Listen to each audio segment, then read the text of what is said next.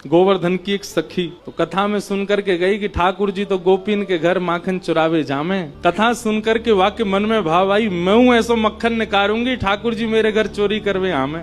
अभी की बात है, इसी कलिकाल में अब मक्खन निकाल लियो, निकाल करके माने मटका में मक्खन सजाए लियो, और वाक्य मन में आई कि ठाकुर जी को कैसे पता चले कि मैंने मक्खन निकालो है। तो दर्शनार्थी दर्शन करने जाते थे, उन्हीं दर्शनार्थियों में मक्खन लेके जाती। तो सब तो सामग्री मंदिर में चढ़ा देते, वो चढ़ाती नहीं, पीछे खड़े होकर के वहीं से मक्खन के पात्र को ठाकुर जी को दिखाती, और ठाकुर जी को दिखा कहती, धोरी गैया के दूध सो बढ़िया रात में जमाए करके मैंने दही निकारो, वह दही से ऐसो बढ़िया मक्खन निकारो लाला, लेकिन ये मैं तो दे के ना जाऊंगी, अपने घर में छीका पे लटकाए के रखूंगी, तेरी इच्छा होए तो चोरी करवे आ जाइयो। श्रीनाथ जी के मंदिर में जाके ठाकुर जी को लोभ देती है। सखी ने मक्खन ऐसे ठाकुर जी को दिखाया, और लाला मेरे घर चोरी करवे आ जा, ऐसा बढ़िया मक्खन है। और वहां ने सब बता दियो, मंदिर से निकल के सीधे जाओगे, पोखरते दाएं मुड़ जाइयो, वहां से बाएं मुड़ जाइयो, वहां सीधे आइयो, मई मेरो घर है, और मैं घर के सब लोग सो जामे रात्रि में, तब आए जाइयो, चुपचाप चोरी करके जाइयो। लाला मैं बस इतना देखना चाहूं,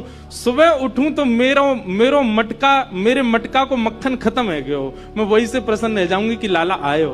मुझे इच्छा ना है कि मैं तेरो दर्शन करूं, मैं तो पकड़ूं, मेरो मन बस ये कि मैं जो सामग्री बनाऊं तुम पाके चले जाओ। एक दिन निकल गया, ठाकुर जी नहीं आए। रोज सुबह सखी उठती है और मटकी उतार करके देखती मक्खन तो ज्यों को त्यों रखो है अभी भी। दूसरे दिन फिर नया मक्खन निकल, फिर गई ठाकुर जी को, लाला तू मान ना रहो मेरी बात, मैं तोकू दावे ते कह रही हूँ, ऐसा मक्खन तेने पायो नहीं होगा, तो एक बार आ जा। दूसरे दिन भी ठाकुर जी नहीं आए। अब वो रोज नए नए मक्खन निकाल के लावे और पीछे से ठाकुर जी को दिखावे। तो श्रीनाथ जी मंदिर में खड़े हैं, ऐसे कटाक्ष नीचे नेत्र हैं, सामने कुंभन दास जी बैठकर के कीर्तन सुना रहे थे। ठाकुर जी के मुख में से लार टपकन लगी, यहाँ ते लार गिरन लगी, और वह लार को सामने बैठे भाई कुंभन दास जी ने देख लियो। कुंभन दास जी बोले, जय जय जय जय जी, लार कैसे निकल रही है, कहा है गो, भूख लग रही है का? तो ठाकुर जी तो कुंभन दास जी से बात करते थे।